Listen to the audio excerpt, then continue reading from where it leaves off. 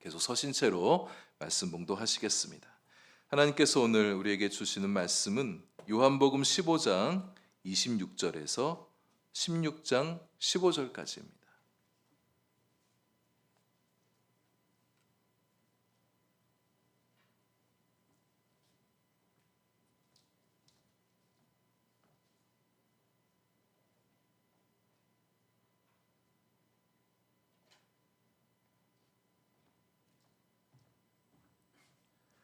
요한복음 15장 26절에서 16장 15절까지의 말씀 우리 한 절씩 교독하시고 마지막 절은 함께 읽겠습니다.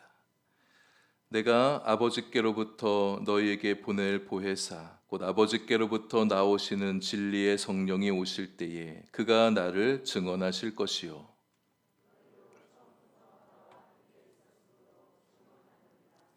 내가 이것을 너희에게 이름은 너희로 실족하지 않게 하려 함이니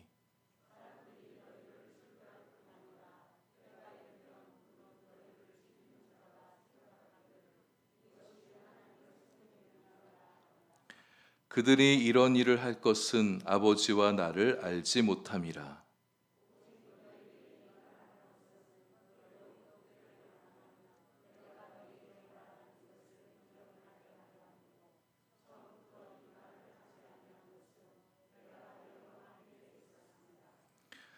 지금 내가 나를 보내신 이에게로 가는데 너희 중에서 나더러 어디로 가는지 묻는 자가 없고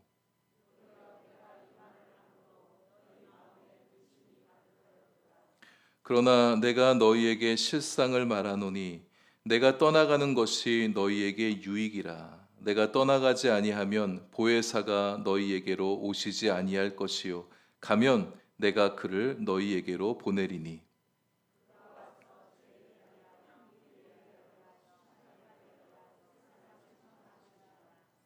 죄에 대하여라 함은 그들이 나를 믿지 아니함이요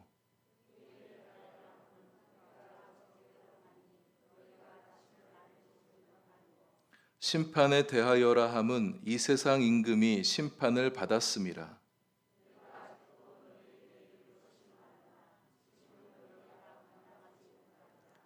그러나 진리의 성령이 오시면 그가 너희를 모든 진리 가운데로 인도하시리니 그가 스스로 말하지 않고 오직 들은 것을 말하며 장래 일을 너희에게 알리시리라.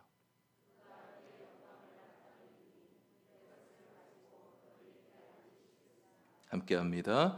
무릇 아버지께 있는 것은 다 내 것이라. 그러므로 내가 말하기를 그가 내 것을 가지고 너희에게 알리시리라 하였노라. 아멘. 기도하겠습니다. 하나님, 이제 말씀 시간입니다. 부족한 종을 통하여 말씀이 증거될 때에 사람의 연약함은 뒤로 감추어 주시고 주님의 뜻과 주님의 마음만이 밝히 드러나는 시간 되게 해 주옵소서. 예수님 이름으로 기도합니다. 아멘. 오늘 말씀 아까 봉독하실 때 오늘 말씀 좀 쉽지 않겠구나 그런 느낌이 드셨는지 모르겠습니다. 여러분 집중해서 이 말씀을 경청해 주시길 바랍니다. 이 말씀을 들으면서 이 성령님께 기도도 하십시오. 이 말씀이 어렵다고 해서 대충 들으려 하지 마시고 하나님 말씀 조명하여 주셔서 밝히 깨달게 해달라고 그런 마음으로 오늘 말씀을 또 들어주시기를 바랍니다. 예수님 말씀을 듣고 있던 중에도 이 제자들 마음에 근심이 가시질 않고 있습니다. 예수님께서 들려주시는 위로의 말씀에 근심이 잠시 좀 덜어졌다가도 또 예수님께서 하신 말씀에 그들의 마음이 다시 또 근심으로 가득 차게 되어집니다. 오늘 16장 6절이 말씀하는 것처럼 어떤 말씀 때문에 제자들 마음에 근심이 다시 가득하게 되었습니다. 예수님께서 보내신 이로 다시 가겠다. 예수님 떠나가시겠다. 그 말을 들으니 제자들 마음에 또다시 근심이 차게 되었습니다. 세상이 너희들을 미워할 것이라고, 너희들이 몸담고 있는 유대교에서 출교도 당하게 될 것이라고, 유대인들이 너희들을 죽이려 할 것이라고 이런 말씀을 들을 때에 그들의 마음이 근심도 되기도 했겠죠. 그러나 제자들 마음을 가득 채우는 근심의 이유는 아닙니다. 예수님께서 떠나가시는 것이 제자들에게 가장 큰 근심인 거예요. 3년 동안 함께 동고동락하면서 예수님 의지하면서 그렇게 살아왔는데 예수님과 이별해야 된다니까 그들의 마음이 슬픈 것입니다. 또 그들은 예수님께 모든 것을 걸었던 사람이에요. 그랬는데 예수님께서 이제 떠나가시게 되면 이제 예수님 없이 우리가 어떻게 살아가야 되나 막막함에 근심하는 제자들인 것이죠. 이런 제자들 보고 참 믿음 없다 이렇게 핀잔 줄 수 없습니다. 우리도 이런 상황에 처하게 되어지면 우리 마음도 슬프고 우리 마음도 힘들고 우리 마음도 근심이 되지 않겠습니까? 근심 가득한 제자들을 위해서 예수님께서 그들을 떠나가시는 것이 유익이다 이런 말씀을 하고 계십니다. 7절에 내가 너희에게 실상을 말하노니 내가 떠나가는 것이 너희에게 유익이라. 여러분, 예수님의 이 말씀은요, 이 근심 속에 빠져 있는 제자들을 잠시나마 위로해 주는 그런 위로의 말을 건네는 게 아닙니다. 우리가 이렇게 사람들과 이야기하다 보면 이렇게 낙심한 사람들을 볼 때가 있잖아요. 그럴 때 가끔 이렇게 그냥 막연한 소망이지만 위로의 말을 건넬 때가 있잖아요. 괜찮아, 좋아지게 될 거야, 좋은 일이 있을 거야. 여자친구한테 채여서 슬픔 속에 빠져 있는 남자에게 괜찮아, 이 자매보다 더 좋은 자매 만나게 될 거야. 제가 한번 받아본 적이 있는 위로입니다. 제가 전에 사귀던 자매와 헤어지고 나서 슬퍼하고 있는데 제 친구가 와서 괜찮아, 더 좋은 여자 만날 거야. 그 친구의 위로대로 좋은 자매 만나서 지금까지 잘 살고 있긴 하지만 그때 그 일로 그 친구한테 물어봤어요. 그랬더니 친구 하는 말이 뭐 꼭 확신했었던 것은 아니지만 그냥 그러라고 그냥 그렇게 얘기를 했다고 그러더라고요. 예수님은 그렇게 막연한 위로의 말씀하지 않습니다. 실제 일어날 일에 대해서 실상을 말하노니 실제 일어날 일에 대해서 주님 말씀해 주십니다. 예수님께서 떠나가는 것이 제자들에게 유익한 이유를 오늘 본문에서 여러 가지를 발견할 수 있습니다. 사실 제자들뿐만 아니라 온 인류를 위해서도 유익한 일이 되어지는데요. 예수님께서 떠나가시면 성령이 오시기 때문인데 성령께서 오시는 것이 제자들에게 유익이라는 거예요. 성령이 오시는 게 왜 유익이냐? 몇 가지 말씀을 좀 나누려고 합니다. 이 성령이 오시는 것은 예수님의 빈자리를 채워주는 그 축복 이상의 일입니다. 성령님이 어떤 분이신지, 또 성령께서 오셔서 어떤 일을 하시는지를 우리가 함께 좀 살펴보게 되어지면 성령께서 떠나가시는 것이 진짜 유익이구나, 그렇게 알게 되어질 것입니다. 네 가지 측면에서 말씀을 살펴보겠는데요. 첫 번째, 성령께서 보혜사이시기 때문에, 예수님이 떠나시고 오실 그분이 보혜사이시기 때문에 제자들에게 유익하다 이렇게 말씀하고 있습니다. 15장 26절에 내가 아버지께로부터 너희에게 보낼 보혜사, 예수님께서 보혜사이신데 보혜사 예수님께서 또 다른 보혜사를 아버지께로부터 너희들에게 보내겠다 이렇게 말씀하셨습니다. 또 다른 보혜사이신 성령님은 예수님과 다른 분이 아니에요. 성령은 예수의 영이십니다. 예수님도 아버지 하나님께로부터 나오셨고 성령님도 아버지 하나님께로부터 나오십니다. 예수님은 그런데 육신의 몸을 입은 보혜사였지만 성령은 영으로 오시는 보혜사이시죠. 보혜사가 어떤 분이신가에 대해서는 우리가 앞에 14장 말씀을 통해서 잘 살펴봤었죠. 보혜사는 도와주시는 분이시다. 변호자, 조력자, 도와주는 분, 또 친절하고 성실한 상담자, 이렇게 여러 가지 살펴봤었는데요. 예수님은 보혜사셔서 보혜사답게 이 땅의 삶을 사셨습니다. 그럼 영원할 수는 없습니다. 사람의 몸을 입고 오셨기 때문에 제한이 따르게 되어집니다. 제자들과 함께 있으셨지만 때로는 저자들과 떠나 계신 적도 있었어요. 제자들과 함께 있지 않은 때도 있었습니다. 그러나 이제 또 제자들을 두고 또 떠나가시게 될 거예요. 그러나 보혜사 성령님이 오시면 제자들과 늘 함께 하십니다. 제자들 마음속에 들어오셔서 제자들을 떠나지 아니하고 영원토록 함께 해주신다는 거예요. 어디나 언제까지나 동행해 주시죠. 그러니까 예수님이 떠나시고 보혜사 성령님이 오는 것이 제자들한테는 더 유익이 된다는 거죠. 여러분, 성령님께서 우리와 함께 하심을 믿으시게 되길 바랍니다. 예수 그리스도를 구주로 고백하는 자는요, 그 안에 성령님께서 계시는 거예요. 성령이 아니고는 아무도 예수를 구주라 고백할 수 없기 때문입니다. 그럼 내 안에 성령께서 계시는 것이 잘 느껴지지 않는다면 그 사람은요, 성령님과의 교제가 약하거나 교제가 없기 때문에 그런 겁니다. 성령님과 친밀한 교제를 나누시게 되길 바랍니다. 성령께서 우리와 함께 하시면서 결코 우리를 떠나시지 않으세요. 성령께서 우리와 함께 하신다는 것은 대단한 힘이에요. 내 안에 다른 힘, 강력한 힘이 나와 함께 하는데 왜 안 그러겠습니까? 제자들이 예수님을 증언하는 일로 출교를 당하게 될 거라고 주님께서 말씀하셨습니다. 그러나 이 제자들 출교도 두려워하지 않을 수 있는 겁니다. 여러분, 출교가 유대인들에게 있어 출교는 대단한 겁니다. 출교를 당한다는 것은 회당 공동체에서 쫓겨나는 것이고 신앙 자체를 하지 못하게 된다는 거예요. 유대인들에겐 종교가 삶이었기 때문에 종교 생활을 하지 못한다는 것은 그들에겐 거의 저주에 가깝습니다. 이 교회 못 가게 되면 다른 교회 옆에 교회 가면 되지. 그럴 수 있는 시대가 아니었어요. 마을 단위로 세워진 회당 공동체에서 쫓겨나게 되어지면 신앙 자체 생활을 할 수가 없게 되어지고 사회생활도 단절되어지는 거죠. 그러나 이들은 출교도 두렵지 않을 수가 있는 거예요.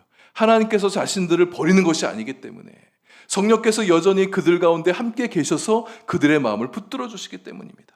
성령은 모든 것을 이기는 영이에요. 그 어떤 박해도, 그 어떤 시련도, 어떤 괴로움도, 그 어떤 압박도 이겨나가게 해주시는 거죠. 성령께서 그 안에 계시기 때문입니다. 성령님을 의지하여서 모든 것 이기며 살아가는 우리가 될 수 있길 바랍니다. 성령님은 또한 모든 것을 포용하는 영입니다. 우리가 살다 보면 여러 가지 어려움을 만나고 시련을 만나잖아요. 내 힘으로는 그 시련 받아들이기가 너무 힘들어요. 그러나 성령의 힘으로는 가능한 겁니다. 인생 살다가 어떤 실패를 경험하고 상처를 경험하게 되어지고 이별의 헤어짐의 숲을 만나게 되어질 때 그것을 용납한다는 게 너무 힘들어요. 내 힘 갖고는 안 돼요. 그러나 성령께서 함께 해주실 때 그 모든 것들을 받아들일 수가 있는 거예요. 내 힘 갖고는 내가 마음에 들지 않는 어떤 사람 받아들이기가 힘듭니다. 그러나 성령은 가능합니다. 성령께서 함께 해주실 때 우리는 용납하기 힘들었던 그 사람도 받아들일 수가 있는 거예요. 우리 안에 계신 성령님은 모든 것을 받아들이고 모든 것을 용납하며 모든 것을 감당할 수 있게 해주십니다. 두 번째, 성령님은 진리의 영이십니다. 그래서 성령께서 진리이신 예수님을 증언하신다 말씀하고 있죠. 26절 둘째 줄 끝에 진리의 성령이 오실 때에 그가 나를 증언하실 것이다. 성령께서 오셔서 방언도 하게 하시고 예언도 하게 하시고 여러 가지 은사가 나타나게 하시고 질병도 치유하시고 귀신도 쫓아내는 일도 하게 하시죠. 근데 성령께서 오셔서 하시는 가장 큰 일은 예수 그리스도를 증언하는 일입니다. 제자들은 현재 예수님을 메시아로 믿고는 있어요.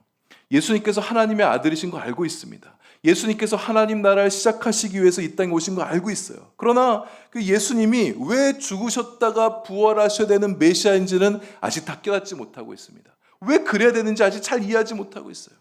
그러나 성령께서 오시면 예수님께서 왜 죽으셔야 했는지, 또 왜 부활하신 다음에 제자들과 함께 머물러 있지 않고 승천하셔야 됐는지, 예수님이 이 땅에 오신 목적이 무엇이며 예수님의 사역의 의미가 무엇인지를 깨닫게 하시는 거예요. 분명히 깨닫게 됩니다. 그래서 제자들은 성령이 오시면 달라지게 되는 거예요. 이전엔 예수님 증거하는 거 두렵고 머뭇거렸지만 이제 성령이 오시면 담대해집니다. 왜냐하면 깨달았으니까, 확신하니까요. 성령께서 증언하십니다.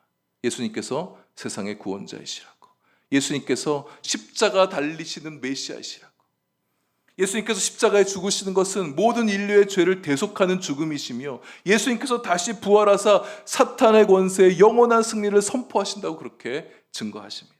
부활하셔서 우리 믿는 자들에게 영생을 주시고 영원한 그 나라로 우리를 이끌어 가신다고 증언하십니다. 여러분 마음속에 예수님께서 하신, 성령님이 하신 이런 일들이 믿어지신다면, 예수님이 하신 이런 일들이 믿어지신다면 그것은 성령께서 여러분 마음에 증언하셨기 때문이에요. 여러분에게 예수님이 하셨던 일들이 믿어지는 것은 성령께서 여러분 마음 안에서 증언해 주셨기 때문입니다. 예수님을 증언하시는 성령님은 또 27절에서 제자들을 통해서, 믿는 자들을 통해서 그런 증언을 계속해서 이어가십니다. 성령께서 믿는 자들의 마음에 감동을 주시고 믿는 자들의 입을 열어서 예수 그리스도의 사랑과 복음을 증언하게 하십니다. 오늘도 세계 방방 곳곳에서 성령님은 믿음의 사람들을 통하여서 예수 증언의 일들을 계속해서 이어가고 계셔요. 예수님이 떠나시고 성령이 오신 것이 유익한 이유는 이렇게 성령께서는 시공간의 제약이 없이 예수님 사역의 증인이 되어서 예수님의 사역을 이어가시기 때문입니다. 성령님의 증언 사역 덕분에 예수님 당시보다 오늘날 지금까지 더 믿는 사람들이 훨씬 더 많아지게 됐어요. 예수님 당시보다 성령님 오신 이후에 예수님의 제자들이 훨씬 더 많아지게 됐습니다. 12명의 제자, 70인의 제자, 120명의 마가 다락방의 제자들보다 훨씬 더 많은 제자들이 오늘날 계속해서 늘어가고 있습니다. 계속해서 진리의 성령님에 대해서 말씀하고 있어요. 진리의 성령이 오시면 더 큰 이유가 뭐냐? 더 좋은 이유가 되는 이유가 뭐냐? 6장 13절에 그가 너희를 모든 진리 가운데로 인도하신다는 거예요. 성령은 진리의 영입니다. 모든 믿는 자들을 진리로 이끌어 가신다는 거예요. 진리 중에 진리는 예수님이시죠. 믿는 자들의 마음을 일으켜 예수님 가까이 나아가게 하신 것입니다. 예수님께로 인도하셔서 예수님을 만나게 하시고 예수님의 말씀을 듣게 하시고 예수님을 통하여 진리를 깨닫게 하신 것이죠. 모든 진리 가운데로 인도하신다고 했습니다. 우리가 살아가면서 어떤 세상과 사물과 인생의 어떤 진실되고 참된 이치를 깨닫게 될 때가 있어요. 그 성령께서 깨닫게 하시는 겁니다. 말씀을 듣는 가운데 진리를 깨닫기도 하시죠. 기도하는 가운데 어떤 빛이 비치는 것 같은 그런 깨달음을 기도 가운데 얻게 하시기도 하셔요. 우연히 지나가는데 누군가 툭 무심코 던진 말을 통해서도 성령의 음성을 들을 수 있도록 하시기도 하고, 번쩍하며 뭔가 깨닫게 되어진 일들이 우리 인생 가운데 그냥 우연한 일을 통해서 뭔가 깨닫게 되어진 일들도 있죠. 이런 것들을 일으켜서 성령의 내적 증거다 이렇게 말하기도 합니다. 우리의 내면에서 진리를 만나게 하시는 거예요. 우리의 내면 안에서 성령께서 진리를 깨닫게 하신 일들을 행하시는 거죠. 진리의 성령께서는 무엇보다 모든 진리를 한 권의 책에 담아서 우리에게 선물해 주셨습니다. 성경이죠. 성경 말씀이야말로 하나님의 모든 진리의 말씀을 담아놓은 귀한 책이 되어집니다. 성령께서 우리의 마음을 성경으로 이끌어내십니다. 성경을 펴 묵상하도록 이끌어주세요. 우리 마음을 움직여서 성경 말씀 안에 있는, 성경을 펴서 그 안에 담겨있는 말씀을 읽도록 우리의 마음에 감동을 주십니다. 여러분, 성경을 펴서 읽으십시오. 진리를 가까이 하며 살아가는 인생이 되시길 바랍니다. 디모데후서 3장에서 말씀하는 것처럼 성경은 믿음으로 말미암아 구원에 이르는 지혜가 있게 할 뿐만 아니라 교훈과 책망과 바르게 함과 의로 교육하기 유익한 책이라고 그랬어요. 하나님의 사람으로 온전하게 하는 책이며 모든 선한 일을 행할 능력을 갖추게 하는 책이라고 우리에게 말씀해 주셨습니다. 이런 놀라운 성경이 우리 손에 있는데, 우리 가까이 있는데 왜 말씀을 펴서 묵상하지 않으십니까? 이 말씀 더 깊이 묵상하시고 또 성령의 음성을 듣기 위해서 더 기도 가운데 들어가는 우리 성도님들 되어주시길 바랍니다. 12절에 말씀하잖아요. 내가 아직도 너희에게 이를 것이 많다. 예수님께서 성령님을 통하여 우리에게 일러주실 것이 아직도 많다고 말씀하십니다. 여러분, 다 아는 것처럼 하지 마십시오. 내가 성경 10독했다고 20독했다고 다 안다고 여기지 마시고, 내가 신앙생활 30년 50년째 하고 있는데 내가 도대체 신앙생활 모르는 게 뭐가 있겠냐고 그렇게 말씀하지 마시고요. 내가 1년 제자훈련 받았다고, 내가 교회에서 하는 이런저런 양육훈련 웬만큼 받았기 때문에 내가 거의 모르는 게 없다, 그런 마음 가지시면 안 됩니다. 내가 신앙생활하면서 인생의 여러 가지 고난도 만나고 인생의 시련의 골짜기를 지나오면서 신앙이 뭔지 좀 안다고, 여러분, 그렇게 자만하지 마시길 바랍니다. 주님께서 아직도 일러줄 것이 많다 그랬어요. 감당할 만큼만 알려주신 하나님이세요. 우리의 신앙의 그릇과 영성의 그릇을 더 넓히려고 하면 하나님께서 더 많은 것들 담아주실 것입니다. 더 많은 것을 알게 해주실 거예요. 진리의 성령님을 통해서 갈수록 우리 영적 지식이 더 많아지시고, 성령님을 통해서 영적인 지혜가 더 깊고 풍성해지는 우리 성도님들 되실 수 있기를 바랍니다. 진리의 성령께서 또 하신 일이 있어요. 13절 끝에 장래일을 너희에게 알리시리라. 장래일은 장차 성령 하나님께서 이 땅에 오셔서 이루어갈 하나님의 나라의 일을 말하는 것입니다. 성령께서 이 땅에 오신 이후로 하나님의 나라의 일이 어떻게 펼쳐져 왔는지는 우리는 교회 역사를 통해서, 기독교 역사를 통해서 잘 알고 있죠. 믿는 자들을 계속해서 일으키는 게 하나님 나라의 일이에요. 믿지 않는 자들의 마음에 복음을 심어주셔서 예수 그리스도를 영접하게 하는 거, 그래서 예수 그리스도를 믿는 자가 늘어나는 거, 이게 하나님 나라의 일이죠. 예배가 일어나게 하는 거, 예배가 없는 곳에서 예배를 일으키는 것, 성령께서 하신 하나님 나라의 일입니다. 왜냐하면 하나님의 나라는 예배하는 나라이기 때문에 그렇습니다. 믿음은 갖고 있다고 얘기하고 있는데 그냥 자기가 구원 얻은 것으로 그저 만족하는, 천국행 티켓 얻은 것으로 자족하는 사람들이 있다면 성령께서 그들에게 다가가 주셔서 자꾸 그 마음을 흔드시죠. 이게 믿음이 다가 아니라고, 순종해야 된다고, 하나님 말씀에 순종해야 된다고.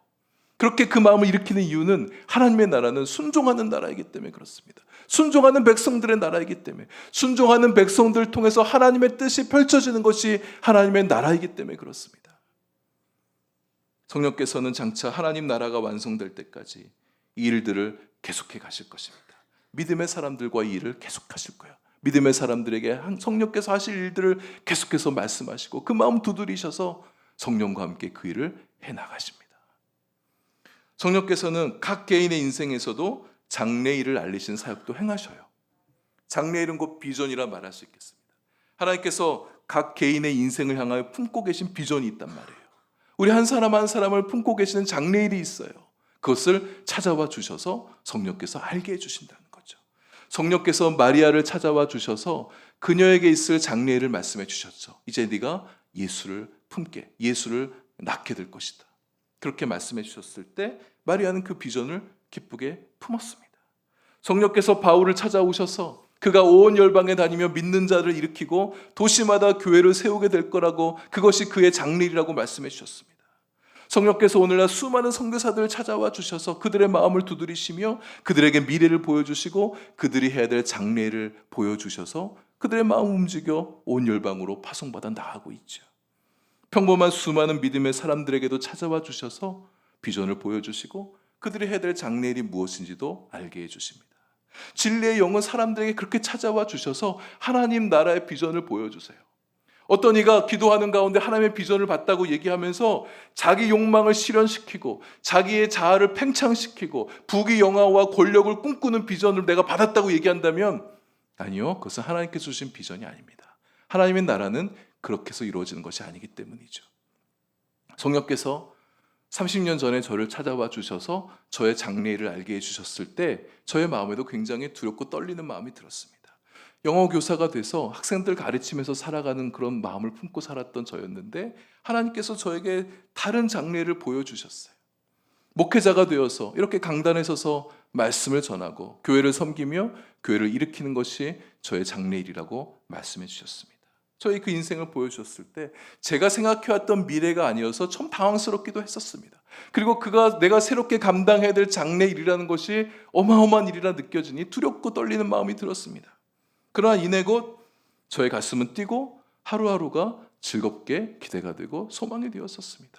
성령께서 그분의 비전, 그분이 보여주실 장래를 들고 찾아오면 그렇습니다. 우리 마음에 부담이 될 수 있어요. 그러나 이내고 우리의 마음은 즐겁고 설레이는 마음이 될 수 있어요. 성령께서 나에게 주신 비전이기 때문이죠. 요즘도 성령께서 일으켜 가실 장래일을 알기 위해서 찾아오고 계십니다. 제가 해야 될 장래일이 무엇인지를 지금도 알게 해주셔요. 장래일을 안다는 것이 늘 좋은 것만은 아닙니다. 더 수고해야 되고 더 땀 흘려야 되고 더 헌신도 해야 되기 때문이죠. 때로는 모른 척하고 못 들은 척 하고 싶을 때도 있어요. 저도 좀 쉬엄쉬엄 하면서 좀 편하게 살고 싶은 마음이 제 마음에도 있기 때문이죠.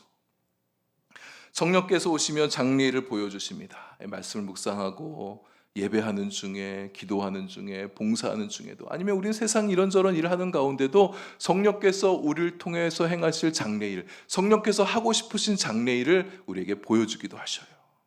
성령 하나님께 마음을 여십시오. 내가 성령님께 듣기 원한다고 말씀하세요. 내가 성령께서 하실 장래일이 무엇이며 내가 감당해야 될 장래일이 무엇인지를 듣기 원한다고 그렇게 말씀하실 때 성령께서 밝히 보여주실 것입니다. 세 번째, 성령님은 예수님의 구원 사역을 완성시켜 가신다는 겁니다. 그래서 예수님께서 가시고 성령님께서 오시는 게 유익해요. 완성하셔야 되니까. 성령께서 적대적인 세력, 어둠의 권세, 사탄의 권세에 대한 최종 승리를 이뤄내십니다. 성령께서 세상의 죄와 의와 심판에 대해서 책망하시면서 하나님의 의를 이뤄 가시다가 마지막 최종 심판 때의 마귀의 일을 완전히 멸하시고 영원한 날을 시작하실 겁니다. 8절 말씀에 성령께서 오시면 세상의 죄에 대해서, 의에 대해서, 심판에 대해서 책망하실 거다 이렇게 말씀하고 있습니다. 책망하신다는 말은요, 폭로하다, 꾸짖다, 바로잡다, 또 깨달아 알 때까지 사람의 마음을 계속해서 두드리고 흔든다, 이런 의미가 있습니다. 책망하다는 말에 담긴 의미예요. 죄에 대해서 책망하신다고 말씀하셨어요. 성령께서는 죄를 책망하신 분이세요. 인간은 본질적으로 자신이 죄인이라는 사실을 잘 인정하지 않으려고 합니다. 자신이 지은 죄에 대해서 그것을 죄라고 인정하지 않으려는 교만함이 있어요. 성령께서 이런 사람을 찾아가서 계속해서 그 마음의 문을 두드리신다는 거예요.